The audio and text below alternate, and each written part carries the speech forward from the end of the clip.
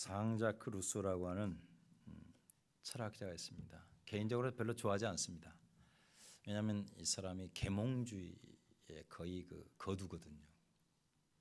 이 사람이 이제 스위스 사람인데 어떻게 그런 인본주의로 빠졌는지 모르겠어요. 근데 그가 한 이야기들 중에 재밌는 일이 많아요.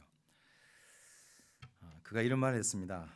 10대는 케이크에 매이고, 지금이야 케이크 별로 인기 없지만은 그때 당시만 해도 이 사람이 1700년대 중반 인물이니까 케이크가 굉장히 귀했겠죠. 10대는 케이크에 매이고, 20대는 연인에 매이고, 30대는 쾌락에 매이고, 40대는 야심에 매이고, 야심, 50대는 탐욕에 매이고, 60대는 명예에 매이고, 70대는 허무의 노예가 된다. 굉장히 공감이 가는 이야기입니다. 그런데 만일 그가 이 시대에 태어났다 그러면 이런 말을 했을 것 같아요. 10대는 스마트폰에 빠지고, 20대는 카카오톡에 빠지고, 30대는 유튜브에 빠지고, 40대는 너튜브에 빠지고, 50대는 SK텔레콤에 빠지고, 60대는 LGU 플러스에 빠지고, 70대는 KT에 빠지고, 80대는 옛날 핸드폰에 빠지고, 90대는 이가 다 빠지고. 그러니까 사람은 연령별로 다 뭔가에 매여 있어요. 참, 옆 사람하고 한번 인사해 보겠습니다. 당신은 종입니까?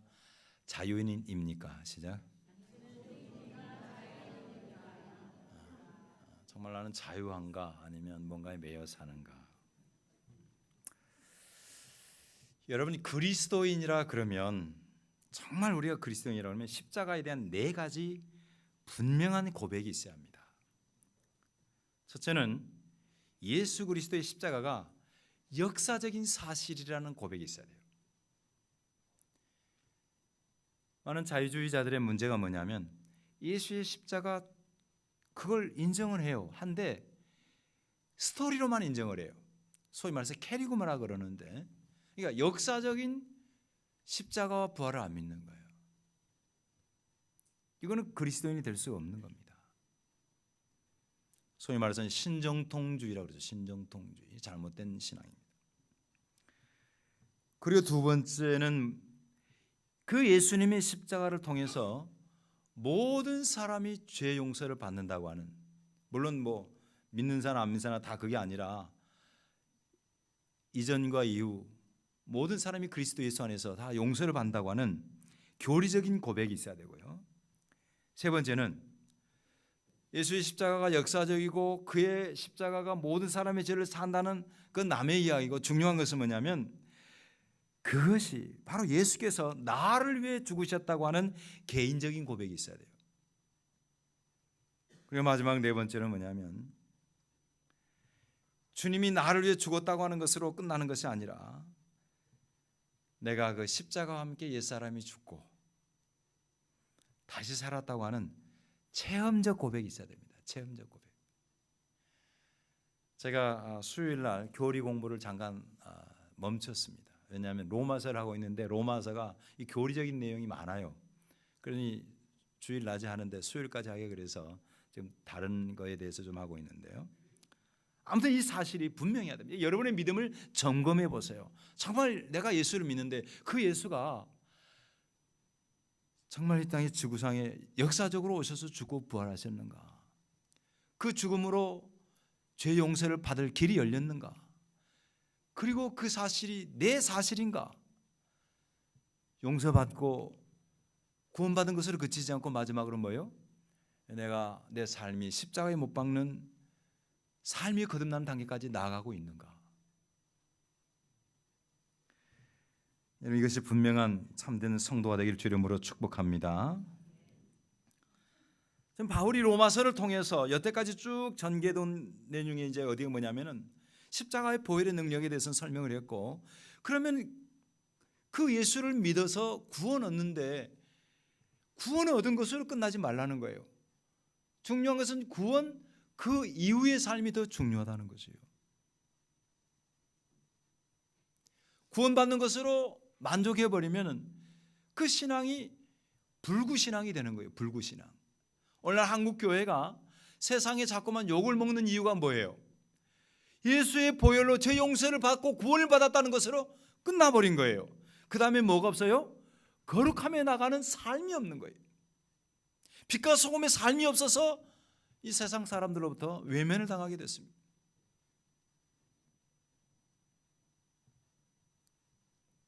그런 의미에서 그리스도의 삶에 대하여 바울 사도가 지난 시간에 읽었던 로마서 6장 11절에서 이런 말을 했습니다. 같이 읽습니다. 시작. 이와 같이 너희도 너희 자신을 죄에 대하여는 죽은 자요 그리스도 예수 안에서 하나님께 대하여는 살아있는 자로 여길지어다. 감정대로 살지 말고, 어떤 때는 내가 순종하고 잘할 때는 하나님 구원받는 것 같고, 또 내가 그냥 흔들려서 이절이 휩쓸리면은 내가 버림받은 것 같고, 이렇게 생각하지 말고 이미 너희는 예수 믿는 사람으로서 너희는 뭐냐면 나는 이미 죄에 대해서 죽었다. 그리고 예수 안에서 하나님께 대해서는 살아있는 존재가 되었다라고 여기고 살아라는 거예요. 여기고. 그 신분적인 변화니까. 신분적인 변화가 여러분 내 삶에 체험적으로 체득적으로 나오기가 참 쉽지를 않아요. 예전에 그런 말이 있었다 그러잖아요. 이제 조선 말기에 양반을 자꾸 돈 주고 샀잖아요. 그래서 백정이 제일 낮은 신분이었지 않습니까? 미안합니다. 오늘날 그 정육점하고 그때하고는 전혀 다른 시대잖아요. 얼마나 그때 백정들이 힘들었으면요. 이름이 없는 건 당연하고, 심지어는 교회를 처음에 나왔는데 교회를 그 사람들이 양반들이 다른 사람은 몰라도 백정하고는 같이 예배를 드릴 수 없다 가지고 나가서 교회를 따로 세웠잖아요. 그 정도로 이게 쉬운 게 아니에요. 근데 그 사람이 이제 백정이 양반을 돈 주고 사가지고 제일 먼저 한 훈련이 뭐냐면 평상시에 양말을 안 개봤잖아요. 어디 가든지 습관적으로 무릎 꿇고 앉았잖아요. 그래서 양말을 개는 훈련부터 시작했대요. 그래서 양반이래요. 여러분 양반의 유래를 아세요? 양반이 조선에요. 조선시대 때 왕이 가운데 있고 동반과 서반이 있었어요. 동반은 문신, 서반은 무신. 만들어낸 이야기 아니에요. 제가 여기서 가끔 여기서 족구를 하니까 어떤 분들이 이제는 목사의 설교 전부를 농담을 하는데 그게 아니에요. 그 두 가지를 합해서 양반이라 그런 거예요. 굉장히 그러니까 지체 높은 이야기인데, 그 문제는 뭐냐면 이게 한번 처음에 그런 삶을 살다가, 그러니까 우리가 죄악된 삶을 살다가 예수를 믿어도 이게 고치기가 쉽지 않아요. 왜? 본성이 육체로 남아 있어요. 그래서 바울 사도가 이 문제를 지적하고 있는 거예요. 이 문제를 풀어나가고 있는 거예요. 물론 예수를 믿으면 아예 죄의 요소가 나한테서 싹 빠져나가지는 않죠. 지난 시간에 말씀드린 대로 우리가 육체를 가지고 있는 샤르케라고 하는 이 샤르케라고 하는 육체를 가지고 있는 한은 뭐예요? 죄의 욕구가 있는 거예요. 죄의 마음이 죽을 때까지 남아 있어요. 죽을 때까지 딱 숨이 꼴까닥 넘어가야 이게 멈추는 거예요. 하지만 예수를 믿고 난 다음에 부활 생명을 가지게 되면 죄의 본능과 부활 생명은 서로 코드가 맞지를 않아요. 요소가 전혀 달라요. 그래서 늘 고민하고 갈등하는 겁니다. 오직하면 바울이 오라 나는 뭐요? 곤고한 사람이로다. 마음으로는 하나님의 법을, 이 몸으로는 죄의 법을 따르는도다. 오늘은 죄에 대해서 죽은 자, 동시에 부활 생명을 가진 사람은 삶을 어떻게 영위해야 되는가 하는 것을 조금씩 풀어보겠습니다. 먼저 죄에 대해서 죽은 우리가 경험해야 할 삶의 중요한 원리가 있습니다. 6장 14절을 같이 읽습니다. 시작. 죄가 너희를 주장하지 못하게 하리니 이는 너희가 법 아래 있지 아니하고 은혜 아래 있습니다. 예수 믿는 사람은 더 이상 율법 아래 있지 않죠. 이제는 은혜 아래 들어왔습니다. 아담 안에 있을 때는 율법 아래 있었지만 그리스도 안에서는 뭐예요? 은혜 안으로 들어온 거지요. 율법은 죄를 지적을 할 수 있습니다. 하지만 죄를 씻어주지는 못해요.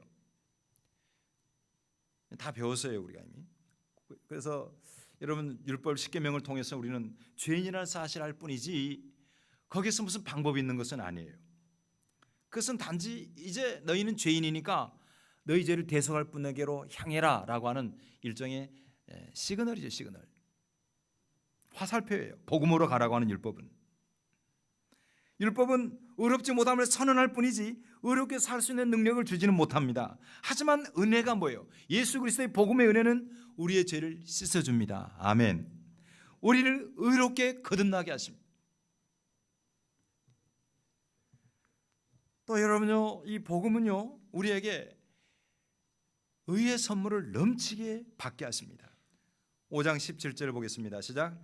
한 사람의 범죄로 말미암아 사망이 그 한 사람을 통하여 왕노를 하였은즉 더욱 은혜와 의의 선물을 넘치게 받는 자들은 한 분 예수 그리스도를 통하여 생명 안에서 왕노릇하리로다. 예수를 믿는 사람, 생명 안에서 하나님께서 주관하는 삶을 사는 사람은 이미 가장 귀한 선물을 받은 사람이에요. 무슨 선물이에요? 은혜와 의의 선물을 넘치게 받았어요.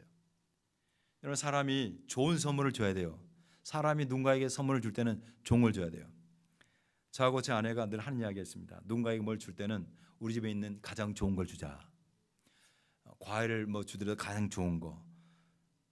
자, 그럼 우리 집 오세요. 그럼 제일 좋은 거 줄게요.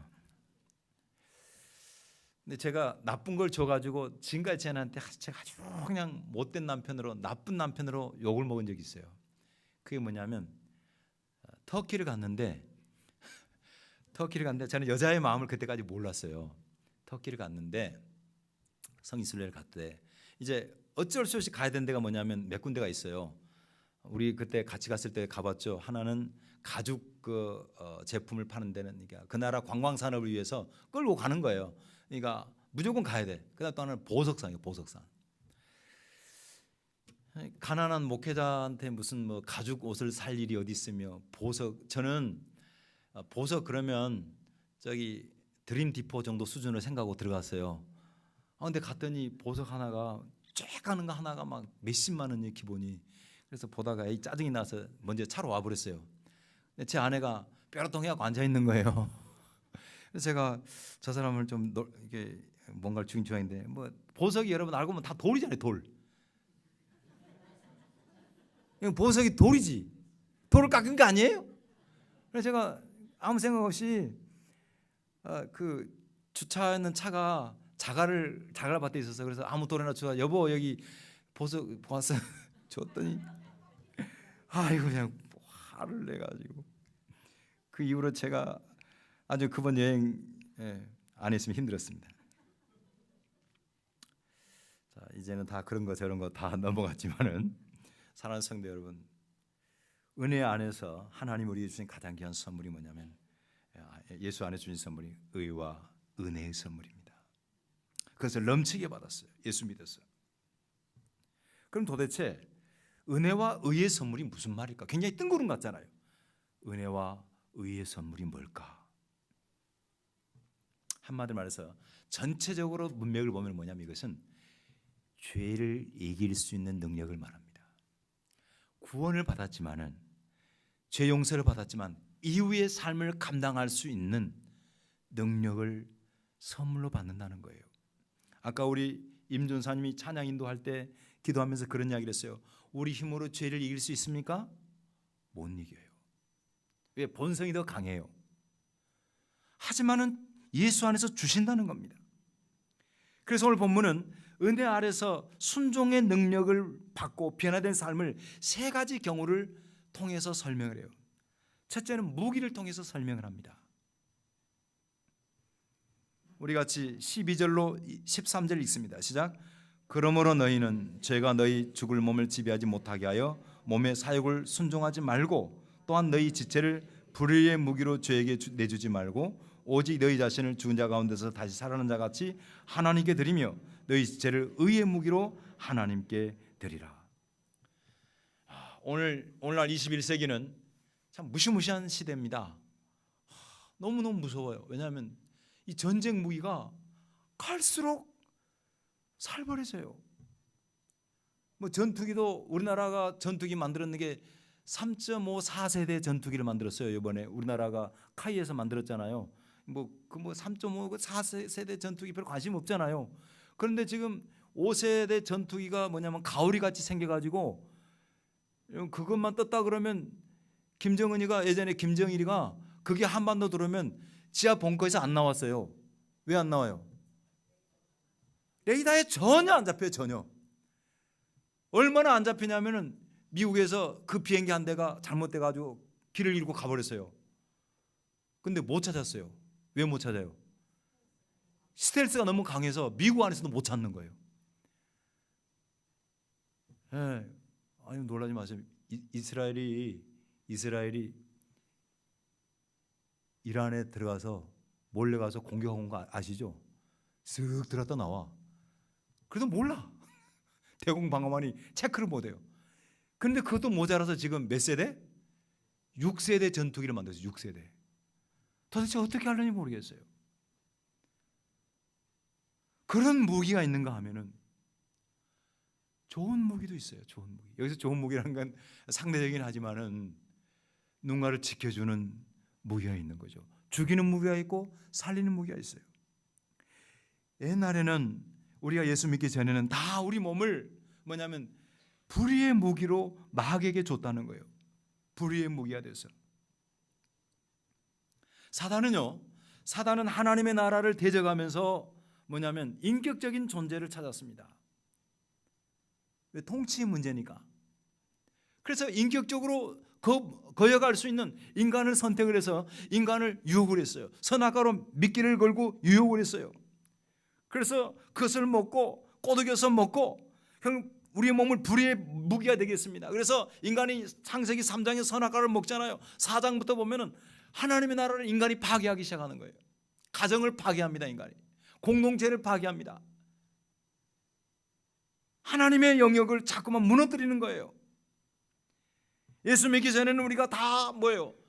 나도 모르는 사이에 그냥 내 마음대로 하면서 사는 것 같은데 알고 보니까 사단의 종로로 사는 거예요. 사단의 무기가 되어 있는 거예요. 하지만은 이제는 예수 안에서 우리가 죄에 대해서 죽었잖아요. 사단을 대적하고 도리어 하나님 나라를 회복하는 의의 무기가 되어야 될 줄을 믿습니다. 거듭 말씀을 드리지만은 우리가 예수 믿었다고 그래서 죄의 욕구가 다 사라진 것은 아니에요. 여전히 죄성이 남아있지만은 이제는 죄를 따르지 않고 이길 수 있는 그 능력을 뭐예요?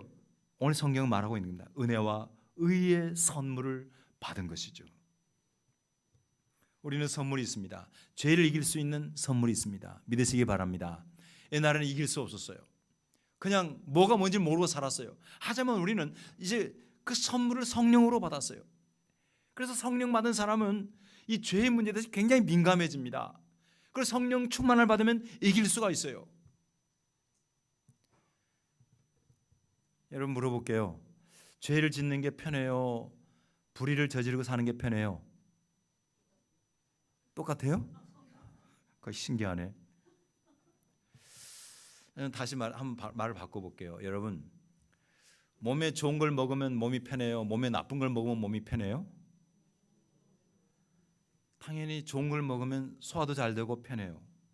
몸에 나쁜 걸 먹으면 그것 때문에 몸이 부딪히고 결국은 토하든지 설사라든지 해서 몸이 살려면 그걸 버려야 돼요.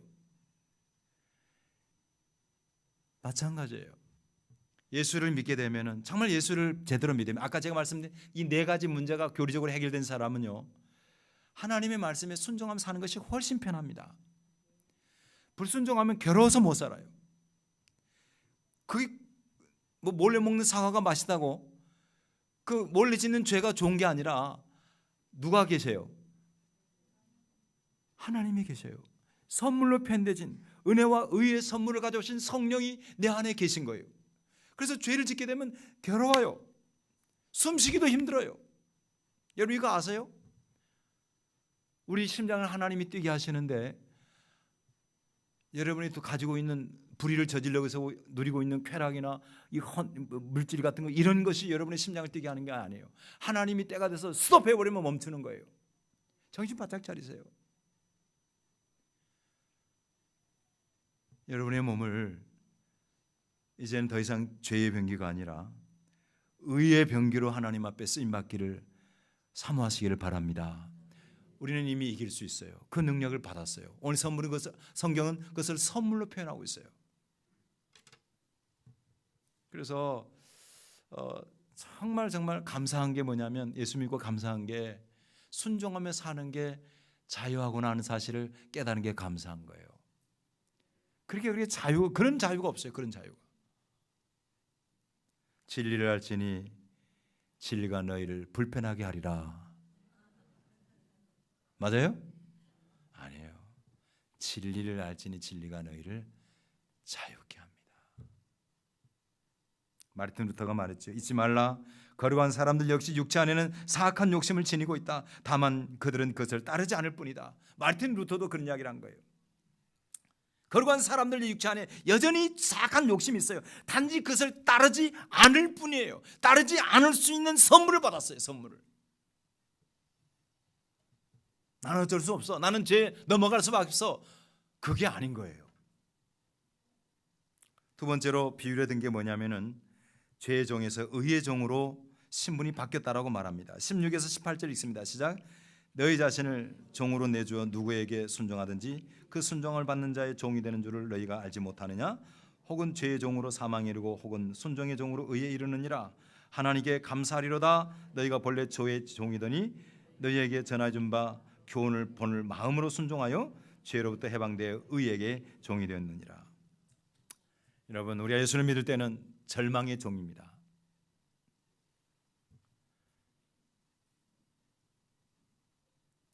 예수를 믿기 전에는 절망하고 예수를 믿기 전에는 미워하고 바로 그런 것들의 종이에요. 하지만 예수를 믿고 난 다음에는 누구를 원망하지 않습니다. 왜? 모든 것이 그분으로부터 오는 거니까. 이제는 죄의 종이 아니라 의의 종입니다. 절망의 종이 아니라 희망의 종입니다. 그래서 예수를 믿으면 절망하지 말아야 됩니다. 아멘.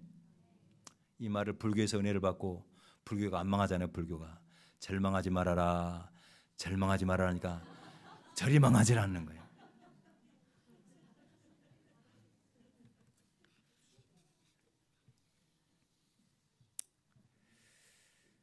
자, 우리가 구원을 받았다고 하는 것은요, 주인이 바뀐 거예요. 주인이. 예전에는 사단, 죄가 우리의 주인이에요.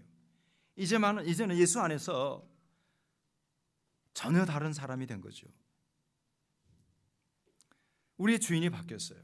자유의 사람이 됐습니다. 여러분, 이스라엘 백성들이 애굽에서 종살이했죠. 그죠? 애굽에서 종살이했는데 거기서 그들이 나옵니다.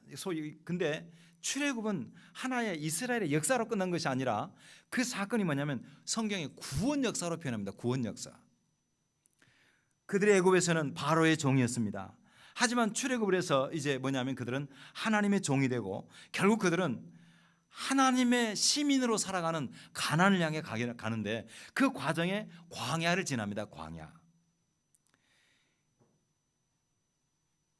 애굽의 종은 뭐냐면 죄의 습관이에요. 죄로 말미암아 살았습니다. 이제 우리는 하나님의 종으로서 자유한 삶을 살아야 돼요. 그 과정에서 하나님이 광야에서 40년 훈련을 시키는데 그 훈련을 시키는 게 다 뭐냐면요, 그 몸에서 죄의 종으로 살던 습관을 빼는 거예요. 우리 인생에도 광야가 많습니다. 어떤 사람은 예수를 믿어도 경제적인 광야를 겪습니다. 또 어떤 사람은 자녀의 문제로 광야를 겪어요. 제가 오늘 일부 예배 때 그래도 가장 일부 예배 참석한 분 가운데 젊은 사람이 하유진 집사님이 하유진이 집사님 애기 이름이 뭐지? 은우예요. 은우. 그래서 물었어요. 하 집사님 은우는 엄마 말 잘 듣지? 그러니까 고개를 짤레짤레 흔들어요. 아니 이제 그거 1학년인가? 1학년 말 잘 들을 것 같은데 벌써부터 고개를 짤레짤레 하는데 걔가 중2가 되면 어떻게 될까? 거의 기절을 하는 거지. 부모는 그런 애들을 통해서 광야를 지나요. 우리 청년들 부모한테 잘해줘야 돼. 어떤 사람은 건강의 문제로, 관계 문제로 광야를 걷습니다. 광야가 언제 끝날까? 여러분, 광야가 언제 끝나요? 가나안 들어가면 광야 끝나. 형규야? 박형규 엄마가 두 아들 때문에 광야 많이 지나고 있어. 네가 와준 게 효도다. 내가 매우 기쁘도다. 여러분요, 광야는 하나님의 종으로 내 자신을 완전히 내드릴 때 끝나는 겁니다. 애굽에서 종됐던 습관 버리고 하나님의 종으로서 성결한 삶을 살아갈 때에 비로소 우리의 광야가 끝나가는 거죠. 그래서 우리는 이것을 가리켜서 성화라고 부릅니다. 이 일을 위해서 바울 사도는 16절에서 순종의 종, 18, 19절에서 의의 종, 22절에서 하나님의 종, 계속 종 이야기를 하세요. 종은 그 주인의 뜻대로 살아가잖아요. 그러니까 예수를 믿고 난 다음에는 그 바울이 처음에 한 이야기가 그거잖아요. 예수 믿었다고 해서 마음대로 살 수 있느냐? 그것이 아니다. 이제 우리는 죄의 종에서 의의 종으로, 아까 표현에 빌린 뭐요? 불의의 무기에서 의의 무기로 살리는 사람이 돼야 되는 거죠. 그래서 바울 사도가 19절에서 이런 말합니다. 시작. 너희 육신이 연약함으로 내가 사람이 이대로 말하노니 전에 너희가 너희 지체를 부정과 불법에 내주어 불법에 이름같이 이제는 너희 지체를 의의 종으로 내주어 거룩함에 이르라. 그러니까 바울의 한 이야기의 핵심이 뭐예요? 이제는 거룩함에 이르라는 겁니다. 거룩함에 이르라.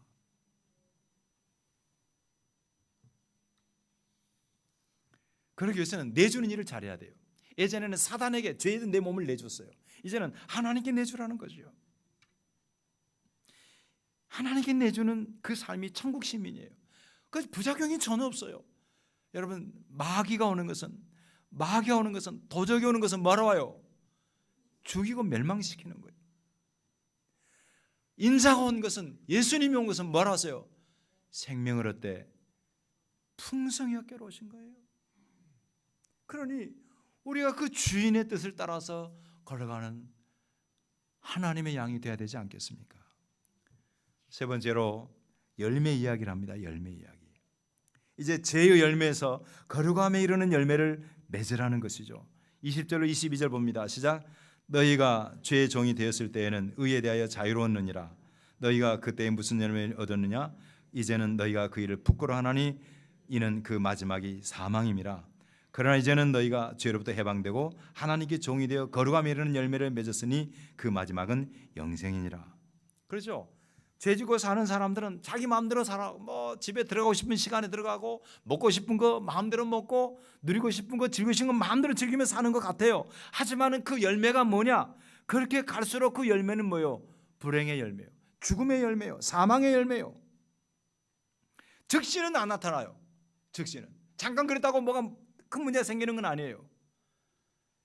이번에 우리 교회 1호차, 2호차 1호차구나. 1호차를 저기다 주차장에 대놨는데 누가 그 세상에 주차장에 대놓은 차를 갖다가 들이받아가지고 아마 수리비께나 나왔을 거예요. 예용환 집사님 통해 물어보면 알겠는데 보니까 이제 CCTV를 돌려봤더니 뭐냐면 새벽 3시 반에 중앙선 넘어가지고 차가 쉥 오더니 후진해가지고 가다가 차를 드락 받아놓고 다행히 그 사람이 또 이제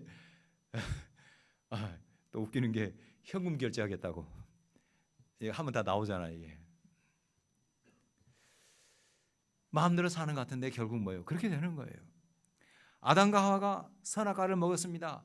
먹으면 죽는다 그랬는데 당장에 먹자마자 피토하고 죽었어요? 아니에요.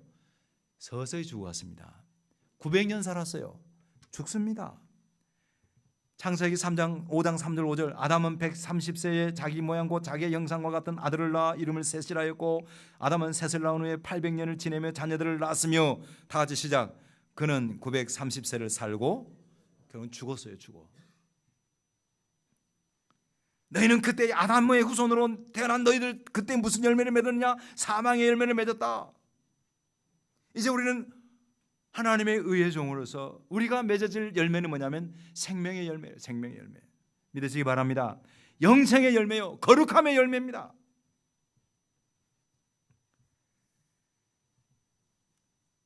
이 놀라운 비밀을 바울 사도는 이 유명한 한 구절로 요약했습니다. 다 같이 우리 6장 23절을 큰 소리 읽습니다. 시작. 죄삭은 사망이요 하나님 은사는 그리스도 예수 우리 주 안에 있는 영생이니라. 할렐루야. 그래서 예수 안에 있는 사람이 소망을 붙들고 살아가면요, 많은 사람을 살립니다. 자기도 영생을 얻습니다. 놀라운 축복을 받게 돼요. 예수 믿고 사는 거 쪼다대는 거 아니에요. 뭐 예수 믿고 살다 보면 길을 많이 고르잖아요. 이 길 고르는 게 돈 되는 걸 고르는 게 아니고 뭐예요? 죄가 되나 안 되나, 하나님의 뜻이 무엇인가, 이걸 고르잖아요.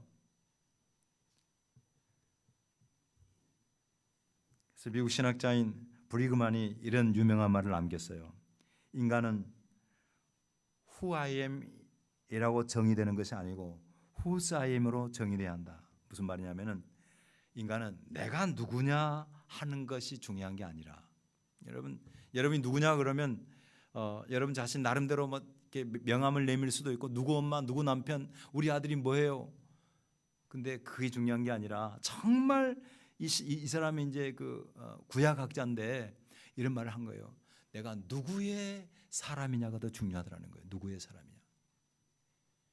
여러분, 예수의 사람 되시기를 축복합니다.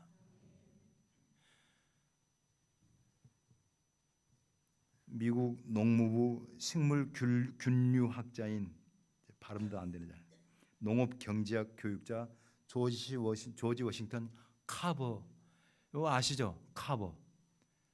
모르겠으면은 우리 식당에 가면은 거기에 그 세계 위인전기에 카버가 있어요. 카버가.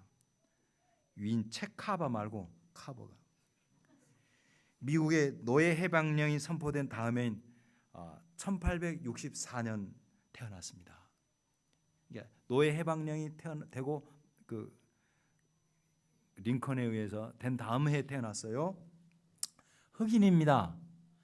일찍이 부모가 죽고 흑인 양부모한테 갔어요. 여러분, 흑인도 서러운데 부모가 죽고 흑인 양부모한테, 흑인 양부모도 죽었어요. 그래서 거기다 또 병이하겠습니다. 이를 악물고 남의 집에 정원 청소하면서 조금씩 받아서 푼 돈으로 공부를 했어요.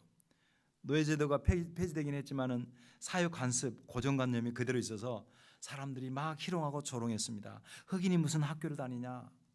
하지만 묵묵히 공부하고 열심히 노력한 결과 그가 최초의 미국의 최초의 흑인 박사가 돼요. 닥터가 돼요. 전공이 뭐냐면 식물학 박사였습니다. 근데 당시 미국 경제가 심각한 어려움에 빠졌어요. 흑인 대대로 노예 생활을 하던 미국 중남부 지역이 목화 주산지인데, 그 목화가 땅에서 엄청난 양분을 빨아다니면서 이게 박토가 되는 거예요. 그 결과 연작을 하니까 생산력이 급격하게 줄어들기 시작을 했습니다. 그로 인해서 손실이 발생하니까 사람들이, 노예들이 해방됐단 말을 듣고 일을 안 해서 그런다고 더 노예들을 괴롭히기 시작했어요. 정치, 경제, 사회가 그 남부지방이 총체적 난국에 빠졌습니다. 그때 이 카버가 목화밭을 살리는 획기적인 연구를 합니다. 그게 뭐냐면 땅에다 땅콩을 심으면 영양분이 공급되어서 양질의 목화를 생산할 수 있다는 해법을 만들었어요. 발견을 한 거예요. 그래서 목화밭에 땅콩을 심게 했더니 아니나 다를까 이 목화가 다시 영향을 받아서 올라오는 거예요. 여러분 아시죠? 땅이 질소가 부족하면 뭘 심어요? 비료를 심어. 아버지. 콩을 심으면 땅이 다시 비옥해져요. 이게 딱 같은 콩이잖아. 땅콩, 콩. 근데 땅콩을 심어가지고 이제 다 됐는데 문제는 또 땅콩이 너무 많이 생산돼가지고 가격이 폭락한 거예요. 그래서 카버가 다시 연구를 해가지고 뭘 만들었냐면 105가지 이상의 음식물을 만듭니다. 그게 나온 게 땅콩 버터, 땅콩 잼. 우리 예찬이가 아주 좋아합니다. 땅콩 버터를. 땅콩 잼. 또 땅콩으로 비누, 샴푸, 오일, 다양한 상품을 만들어서 이제 다시 경제를 살립니다. 당시만 해도 흑인이 미국 의회에서 가까이도 못 가서 얼씬도 못했습니다. 그때 미 의회가 조지 워싱턴 카버를 초청을 해요. 왜? 너무 그의 공이 컸기 때문에. 그래서 의회에서 자신의 삶과 걸어온 이야기를 쭉 이야기하니까 의원들이 기립박수를 했어요. 감사를 표현했습니다. 끝나고 나올 때 한 상원 의원이 물었어요. 당신이 한 일들은 정말 놀랍습니다. 그렇게 할 수 있었던 원동력이 무엇입니까? 라고 묻자 카버가 흑인이었던 그가, 흑인 노예였던 그가 가방에서 책을 한 권 꺼냈는데 그 책이 뭐냐면 여러분 잘 아는 성경책이에요. 성경책. 어떻게 할 수 있고 그 원동력이 뭐냐 할 때 그가 성경을 펴서 한 구절 읽어줬어요. 잠언 3장 6절에 보니까 너는 범사에 그를 인정하라. 그리하면 내 길을 치도하시리라. 그는 그 뒤에 그런 이야기를 합니다. 꽃을 보아도 하나님의 손길이 느껴지고 하늘을 보아도 하나님의 마음을 생각했습니다. 모든 것을 역사하시는 하나님의 손길이 깨달아졌습니다. 그는요 종으로 살질 않았어요. 흑인의 노예로 살질 않았습니다. 절망하며 절망의 노예가 아니었습니다. 죄의 노예가 아니었습니다. 그는 예수 그리스도 안에서 하나님의 종으로 살았던 것입니다. 하나님의 창조적인 소망을 가지고 살았어요. 지금 여러분 안에 여러분의 내면을 지배하는 것이 무엇입니까? 아직도 죄의 노예로 살아갑니까? 아니면 하나님의 종으로 살아가십니까? 말씀을 정리합니다. 죽음이 실체인 것처럼 여러분 중요한 이야기합니다. 죽음 실체죠. 죽음 많이 보셨죠?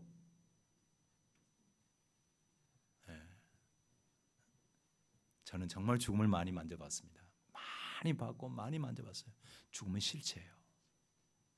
그와 같이 영생도 분명한 실체입니다. 영생이 있습니다.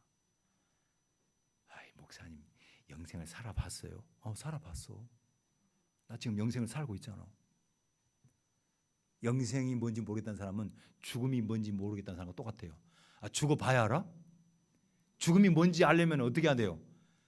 죽어봐야 돼? 그런 바보가 어디 있어요? 영생이 뭔지. 예수님이 영생이시잖아요. 예수 믿고 구원의 생명이 내게 왔잖아요. 이미 나는 영생을 누리고 있는 거예요. 죄의 삭은 사망이지만 하나님의 선물은 그리스도의 예수 안에는 영생입니다. 죽음으로 끝나는 인생을 살겠습니까? 아니면 영원한 생명을 누리는 소망의 삶을 살겠습니까? 이제 모든 흔들리는 삶을 정리하고 방황을 끝내고 죄에 대해서 죽은 자로서 하나님의 종으로 자신을 내어 드리십시오. 그래서 죄를 이기는 하나님의 능력, 하나님의 선물을 체험하고 부활할 생명으로 부활 생명을 이 땅에서 누리면서 또 동시에 그 마지막에 우리가 그가 부활의 나라로 자연스럽게 이전되어지는 그런 복된 우리 모두가 되기를 주의 이름으로 축원합니다. 기도하겠습니다. 하나님 아버지, 바울 사도는 우리가 그리스도로 말미암아 죄속 곧 구원함을 받았다 할지라도 그새로 끝나지 않고